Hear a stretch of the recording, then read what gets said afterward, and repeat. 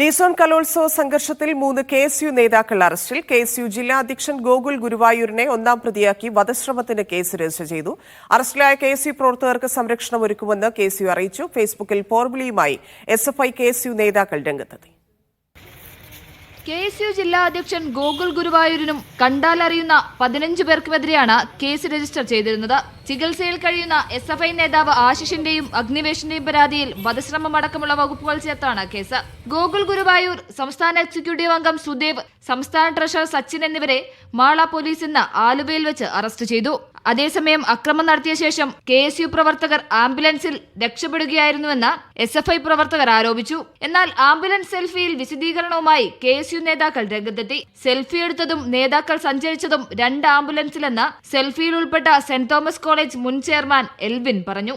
അക്രമം നേരിട്ടത് ഞങ്ങളുടെ ആംബുലൻസിനല്ല. ഞങ്ങളുടെ ആംബുലൻസ് വളരെ ആദ്യമേ പോയ ഒരു ആംബുലൻസ് ആണ്.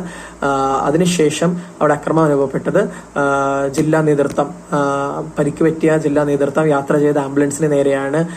പ്ലാൻ ചെയ്തതുപോലെ തന്നെ ഒരു ഗുണ്ടാ സംഘങ്ങളെ പോലെയുള്ള SFI പ്രവർത്തകർ വന്ന് അതിക്രമം നടത്തുകയും ആ ആംബുലൻസിനെയാണ് അവർ പ്രതിരോധത്തിലാക്കുകയും ചെയ്തിരുന്നത്. സംഭവത്തിൽ സാമൂഹ്യ മാധ്യമങ്ങളിൽ പരസ്പരം പോർവിളിയുമായി KSU SFI നേതാക്കൾ രംഗത്തെത്തി.